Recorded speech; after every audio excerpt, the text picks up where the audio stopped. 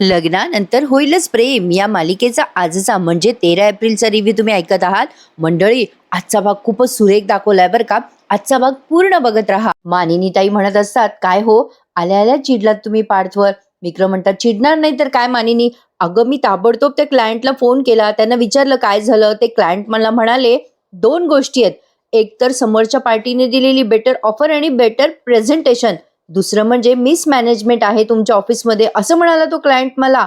अगं त्यामुळे आल्या आल्या विचारलं ना मी. अंधारात मारलेला तीर बरोबर लागला बघ. रम्याकडून प्रेझेंटेशन काढायची काय गरज होती पार्थला. मानिनी म्हणते हो हो ठीक आहे. आता विक्रम म्हणतात हो हो काय बाप होणार आहे ना तो, कामं सांभाळून काळजी घ्यावी लागेल त्याला कामाची सगळी आणि काव्याची सुद्धा. काय ग काव्या कशी आहे, खुश आहे ना. काव्या इकडे तिच्या वेगळ्याच एका मैत्रिणीशी बोलत असते आणि म्हणत असते, अभिनंदन तुला छान मार्क मिळाले. अगं माझ्या मार्कांचं पण मला टेन्शन होतं ग, पण रिझल्ट छान आला. मग ती मैत्रीण म्हणते प्रिलिमचं टाइम टेबल आलं बरं का. काव्या म्हणते कधी आहे प्रिलिम. इकडे मानिनी म्हणत असते बरोबर 6 महिन्यांनी. विक्रमला सांगत असते मानिनी त्यांचे प्लॅनिंग.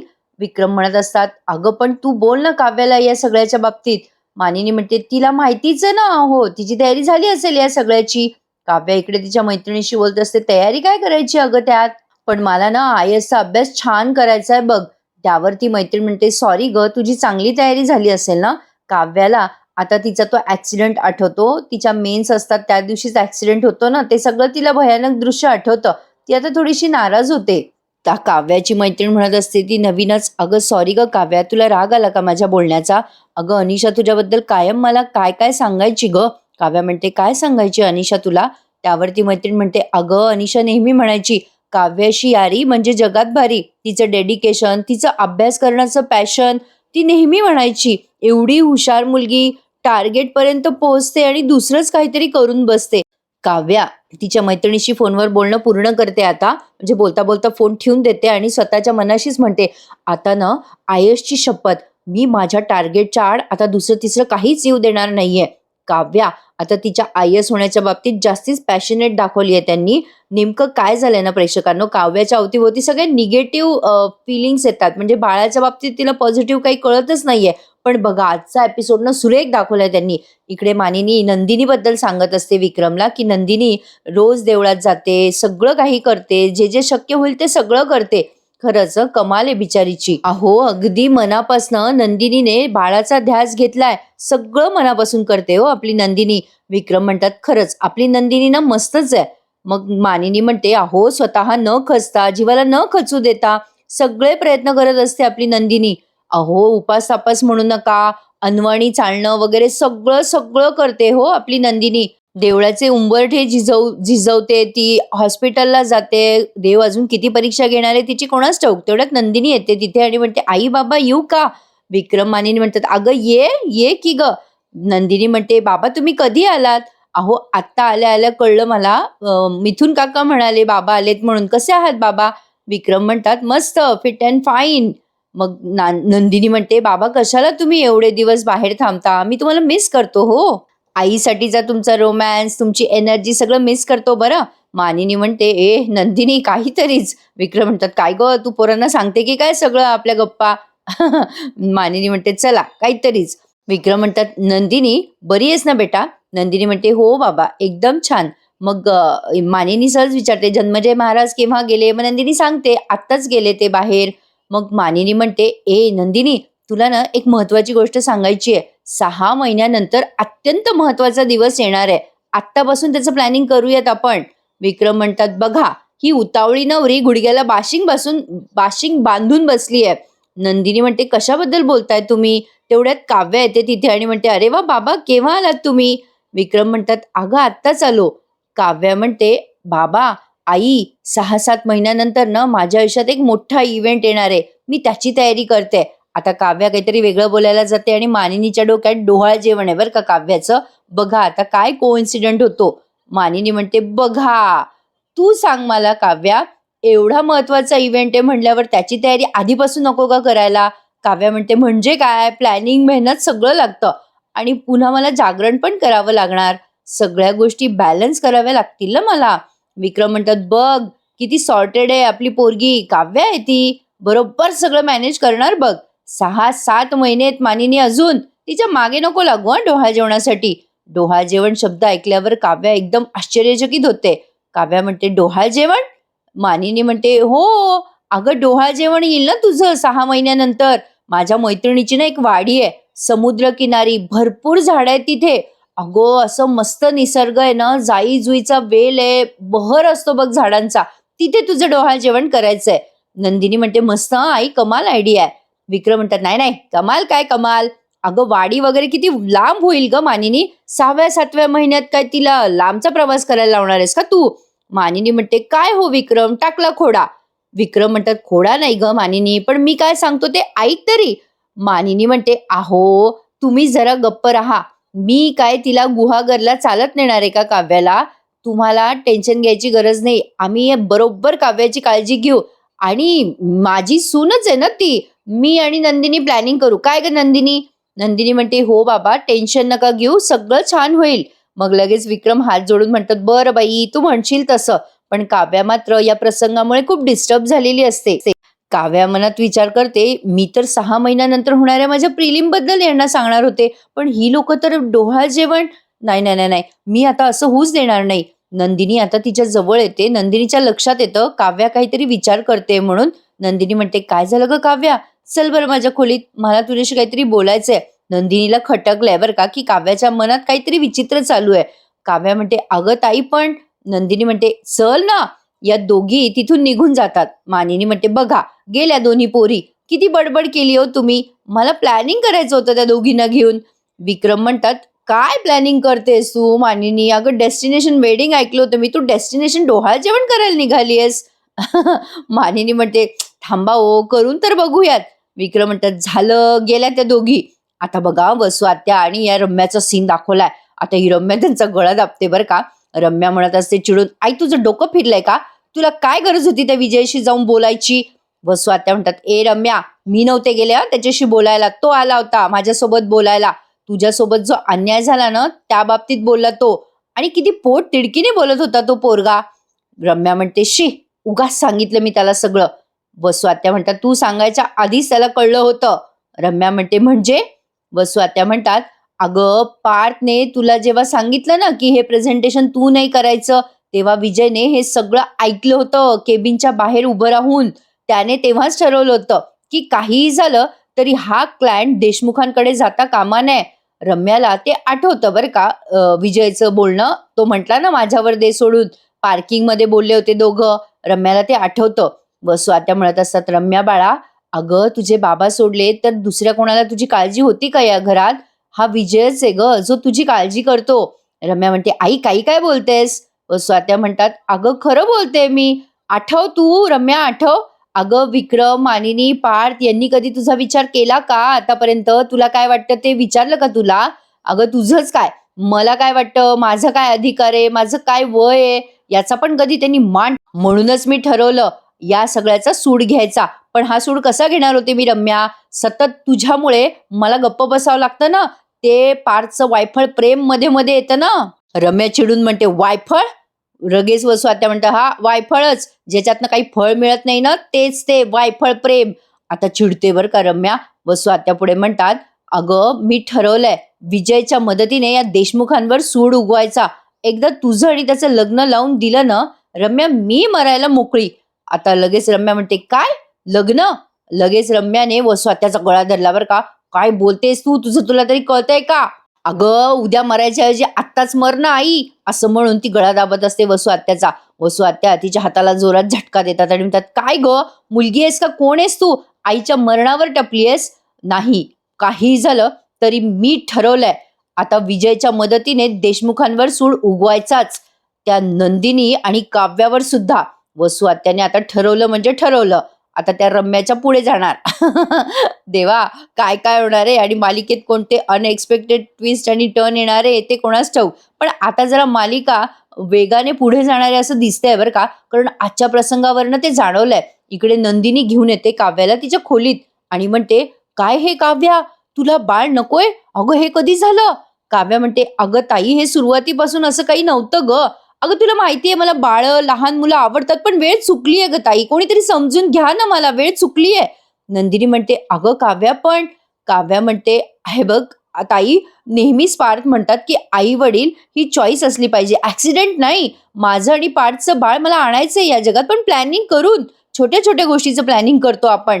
कोणतीही गोष्ट कधीच विदाऊट प्लॅनिंग आपण नाही करत. पण हे बाळ मी कसं करणार ताई? नंदिनी म्हणते, वेडी आहेस का तू काव्या? तुला कुठे काय करायचंय? अगं तू बाळाला जन्म दे, आम्ही सांभाळू ना बाळ. मी सांभाळेल बेटा तुझं बाळ, अगदी स्वतःचं बाळ असल्यासारखं सांभाळीन. काव्या म्हणते, का? तुला तुझं स्वतःचं बाळ नाही होणार का ताई? अगं ताई, आज ना उद्या तुला तुझं बाळ होणारच आहे ना. दोघांना मांडीवर घेऊ शकणार आहेस का तू? नंदिनी म्हणते, अगं काव्या, तू काय एवढी काळजी करतेस? अगं आपले मुलं एकमेकांना सांभाळतील. लगेच ही काव्या म्हणते, ए ताई, तू काहीही बोलतेस हा आता. नाही, मला हे पटतच नाहीये. नंदिनी म्हणते, काव्या, अगं तू एवढी धडाडीची मुलगी आहेस, तुला कसली एवढी भीती वाटते? काव्या म्हणते, ताई, माझी ओळख हरवण्याची भीती वाटते मला. अगं ताई, मी प्रेग्नंट आहे हे कळल्यापासनं पार्थसाठी सुद्धा मी होणाऱ्या बाळाची आई आहे. त्यांच्यासाठी मी त्यांची फिसकारलेली मांजर नाहीये. अगं ताई, आधी मी होणारी भावी आयस होते ना. आता मात्र मी फक्त होणाऱ्या बाळाची आई झाली आहे. हीच ओळख आहे का ग माझी? अगं ताई, म्हणजे अनिशा काय म्हणते माहितीये माझ्याबद्दल, की दरवेळेला मी माझे टार्गेट कम्प्लीट करते आणि मी आता टार्गेट कम्प्लीट करत नाहीये, कारण माझ्यामध्ये नेहमी काहीतरी येतंय. त्यावेळेला पण ऍक्सिडेंट झाला होता. नाही ग ताई, आता मला काहीच होऊ द्यायचं नाहीये. मी ठरवलंय, मनातले सगळे विचार बाजूला ठेवायचे आणि पुन्हा आय एसच्या अभ्यासाला जोरात लागायचंय. जी आता तयारी मी सगळी केली आहे. नंदिनी आता तिला समजवते बरं का प्रेमाने. खरंच प्रेक्षकांनो, मोठी बहीण असावी तर अगदी नंदिनी सारखी. किती छान समजवते बघा. अगं काव्या, ऐक ना, माझं शांतपणे ऐक बेटा. अगं तुझ्या मनातला गोंधळणं साहजिक आहे, मला सगळं कळतंय बेटा. अगं हे बघ, तू बाळाचा जन्म झाल्यावर काही करू नकोस. तुला कळत नाहीये काव्या, अगं आम्ही सगळे आहोत ना. अगं ही तुझी बहीण सांगते तुला. अगं नको काळजी करू, मी आहे ना तुझ्या पाठीशी काव्या. अगं बाळ येतंय ग तुझ्या कुशीत, असं नाही म्हणू नकोस. अगं बाळ येतानाच त्याची आई निवडत असतं असं म्हणतात. या बाळाने तुला निवडलंय काव्या, ते आई पण नाकारू नकोस. काव्या म्हणते, मी आई पण नाकारत नाहीये, नक्कीच नाहीये. अगं ताई, पण आय एस पास होताना मला आई म्हणून फेल व्हायचं नाहीये आणि आई पण मिळवताना आय एसचे चॅप्टर पण बंद करायचं नाहीये. माझं ठाम मत आहे. आता माझ्या आय एसच्या पुढच्या प्रवासात दुसरी कुठलीही अडचण मी येऊ देणार नाहीये. नंदिनी म्हणते, नाही काही आड येणार, आपण करू ना मॅनेज. काव्या म्हणते, काय काय मॅनेज करणार आहेस ताई तू? सांग बरं, करशील का तू मॅनेज? आईंशी जाऊन बोल आणि सांग त्यांना 6 महिन्यानंतर तुम्ही डोहाळ जेवण करायचं म्हणतात, पण काव्याच्या प्रिलिम तर 6 महिन्यातच आहेत. सांगू शकशील का तू आईंना? जा जा, सांग ना. नाही, तुम्ही काय कराल? डोहाळ जेवण कॅन्सल कराल का? सांगू शकशील का तू आईंना? जा ना जा. बरं ताई, तेही राहिलं, तेही समजलं. एक वेळेला डोहाळ जेवण कॅन्सल करतील त्या, पण मला सांग, माझी डिलिव्हरी आणि माझी मेन्सची एक्झाम एकाच दिवशी आली तर काय करू? सांग ना, कुठली एक्झाम देऊ मी? आय एसची एक्झाम देऊ का आईपणाची एक्झाम देऊ? आहे का उत्तर तुझ्याकडे ताई? नाही ना. नाही, एक काम करू, आपण आईंनाच विचारू, त्यांनाच विचारू या प्रश्नाचं उत्तर. तुला नाही विचारायचं का? थांब, मी जाऊन बोलते आईंशी. असं म्हणून आता काव्या तनतन तनतन करून तिथून निघते बरं का नंदिनीच्या रूम मधून. नंदिनी तिला थांबायचा प्रयत्न करत असते. थांब अगं काव्या, अगं हळू, सावकाश. अगं काय चाललंय काव्या तुझं? काव्या आता तरा त्या पायऱ्या उतरायला जाते तेव्हा तिचा एक पाय निसटतो पायरीवरनं आणि ती पटकन स्वतःला सावरते बरं का. हे तुम्ही प्रोमोमध्ये पाहिलंच आहे प्रेक्षकांनो. काव्या पटकन तिच्या पोटावर हात ठेवते आणि आता बघा तिच्याच लक्षात येतं की तिने काय केलंय. त्यावर नंदिनी तिला छान समजवते. नंदिनी तिच्या मागे मागे येतच असते बरं का. ती मोठ्याने ओरडते, अगं काव्या हळू. काव्या पटकन स्वतःला सावरते आणि तिलाच काहीतरी फील होतं बरं का प्रेक्षकांनो. म्हणजे काव्याचा मुद्दा बरोबर आहे, पण आता हे सगळं मॅनेज करावंच लागतं प्रेक्षकांनो. बाई म्हणलं की तारेवरची कसरत येणारच. नंदिनी तिच्या जवळ येते आणि म्हणते, काव्या बरी आहेस ना बेटा? अगं काव्या, बघ, सगळ्यात आधी तुझा हात पोटाकडे गेला ग. म्हणत होते ना मी तुला. अगं आई होण्यासाठी फार काही तयारी नाही ग करावी लागत, ते आपोआप आतून येतं. आपलं शरीर ते तयार करत असतं. आयस आणि बाळ दोन्ही गोष्टी तू उत्तम करशील काव्या, खरंच. बघ, तुझ्या बाळानेच तुला उत्तर दिलं बघ. रम्या या दोघींचं बोलणं ऐकते बरं का बाजूने, म्हणजे जिन्यातच उभी येते एका साईडला. आता नंदिनी म्हणजे काव्या इकडे तिकडे बघायला लागते तेव्हा नंदिनी म्हणते तिला, ए काव्या, एवढा विचार करू नकोस ग. काव्य आता काहीच बोलत नाही आणि एकदम शांतपणे तिच्या खोलीत निघून जाते. नंदिनीला कळलंय की काव्या नक्कीच मॅच्युअर्डपणे हे बाळ सांभाळू शकेल म्हणून. बघा हा, आता इकडे रम्या विचार करायला लागते मनातल्या मनात, मी जितकी या काव्याला मुद्दाम भडकवतीये तितकीच वेळेला ही नंदिनी आग विझवायचा प्रयत्न करत असते. पण यावेळेला मी हार मानणार नाहीये. आता मी या काव्याला लवकरच उत्तर देणार आहे कायमच. इथून पुढचा सीन खूप सुंदर आहे बरं का प्रेक्षकांनो. अरे आजची अख्खी मालिकाच खूप छान दाखवली आहे त्यांनी आणि आज जवळजवळ 25 मिनिटाचा एपिसोड दाखवलाय बरं का प्रेक्षकांनो. आता इथून पुढच्या सीन मध्ये आपण बघतोय काव्या विक्रमला भेटायला येते बरं का. ती पार्थसाठी बोलायला येते ऍक्च्युली. आता विक्रम म्हणतात, काय ग काव्या आलीस, ये ये बेटा ये. काय ग कशी आहे तब्येत, सगळं व्यवस्थित रुटीन सुरू आहे ना बेटा तुझं, औषध गोळ्या, अगं त्या फॉलिक ऍसिडच्या गोळ्या घेतेस की नाही. काव्या म्हणते, बाबा तुम्हाला माहिती आहे. विक्रम म्हणतात, अरे मग एवढी पोरं झाली आहेत मला, अगं मानिनीच्या औषधं गोळ्या मीच द्यायचो ना तेव्हा. अगं सगळी तोंडपाठ आहेत मला औषधं. तुला सांगू का, आता तू फॉलिक ऍसिडच्या गोळ्या घेशील आणि पुढच्या महिन्यात ते B12 B6 काय असतं ना ते, हो की नाही. काव्या हसायला लागते आणि म्हणते, अरे वा बाबा तुमची मेमरी शार्प आहे हं. विक्रम म्हणतात, अरे म्हणजे काय. अगं काव्या तुला जे काही होईल ते, मुलगा मुलगी, तुला सांगतो हा म्हातारा एकदम फिट आहे बरं का. नातवंडांशी मस्त खेळणार हा म्हातारा. हा. विक्रम म्हणत असतात, नातवंड झाली की मी मस्त रिटायर्ड होणार आहे बरं का काव्या. काव्या म्हणते, बाबा म्हणजे तुम्हाला काय वाटतं, काय होईल मला. विक्रम म्हणतात, सांगू, हे बघ मुलगी तर तुला झालीच पाहिजे हा, म्हणजे मुलगा पण झालाच पाहिजे. काव्या म्हणते, बाप रे बाबा. विक्रम म्हणतात, अरे म्हणजे काय. अगं मुलगी जर झाली ना ती अशी मस्त धतिंग पाहिजे बरं का, अशी झाडावर चढणारी, बडबड करणारी, नाच गाणी सगळ्यात अव्वल, एकदम गुंड बरं का काव्यासारखी. आणि मुलगा झाला ना तर एकदम शांत, हुशार, समजूतदार असायला हवा बरं का.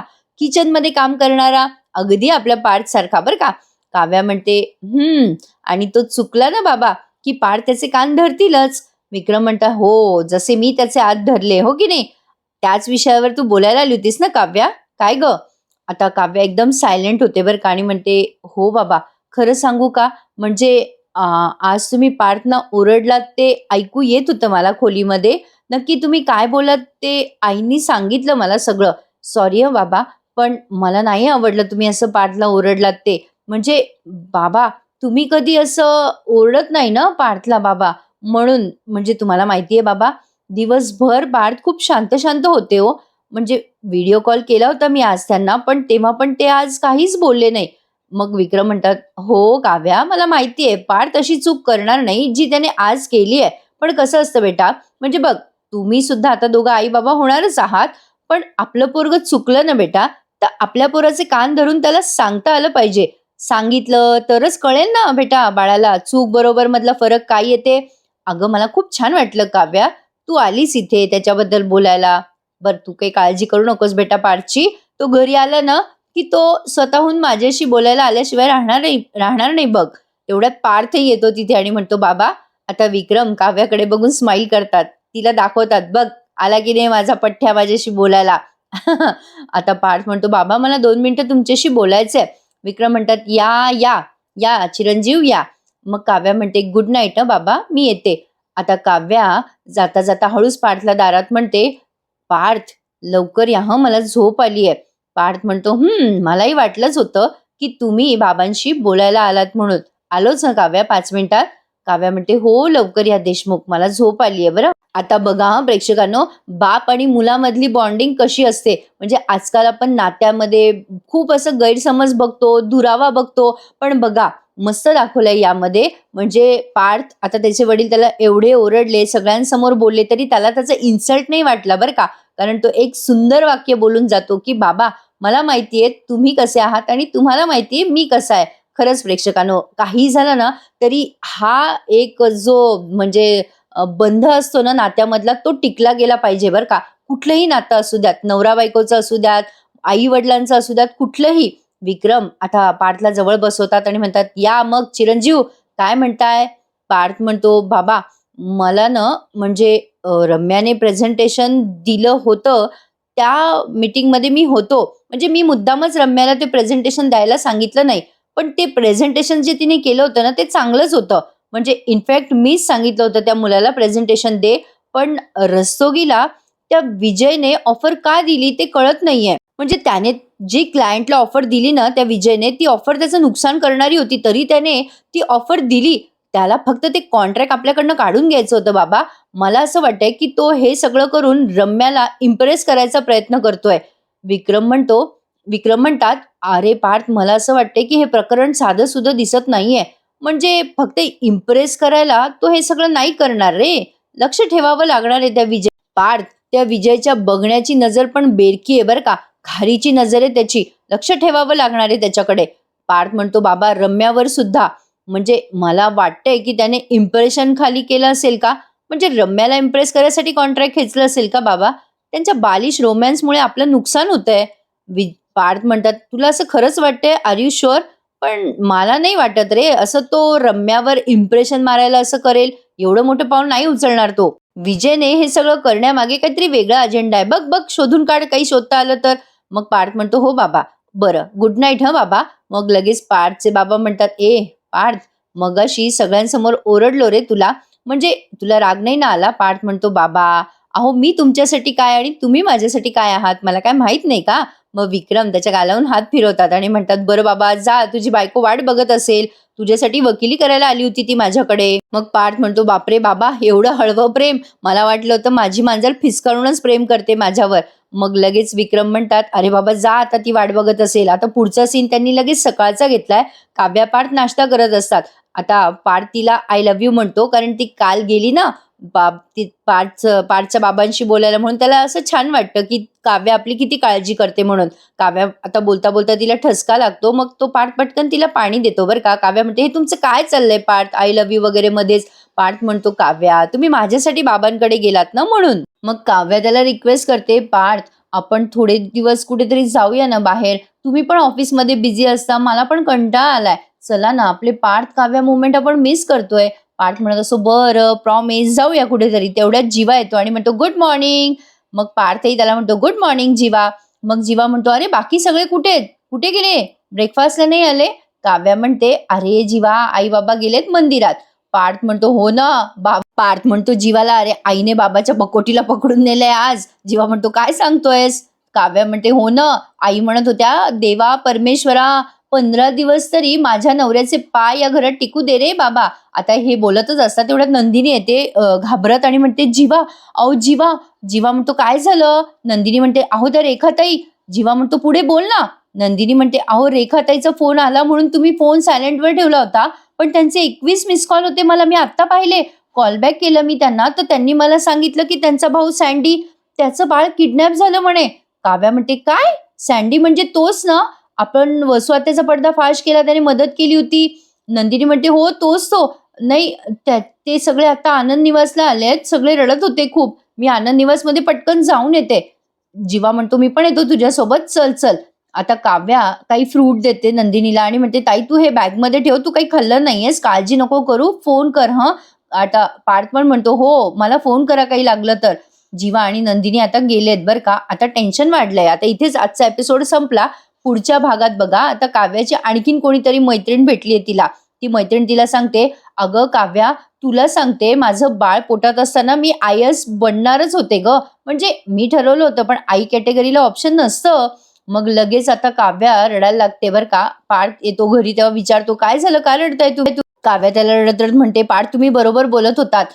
पार्थ म्हणतो, "कशाबद्दल?" काव्या म्हणते, "रम्याबद्दल." आता हे काहीतरी वेगळंच आहे बरं का. मला नाही वाटत काव्याला रम्याबद्दल काही कळलं असेल. तुम्हाला काय वाटतं प्रेक्षकांनो? मालिकेत ते आता आपल्याला एंगेज ठेवायचा प्रयत्न करतात बरं का. तर असा होता आजचा लग्नानंतर होईलच प्रेम या मालिकेचा पूर्ण एपिसोड रिव्ह्यू. कसा वाटला मला कमेंटमध्ये नक्की कळवा. आणि प्लीज प्रेक्षकांनो, चॅनलला सबस्क्राईब करायला विसरू नका. भेटूयात उद्या पुन्हा एकदा. तोपर्यंत टेक केअर. धन्यवाद.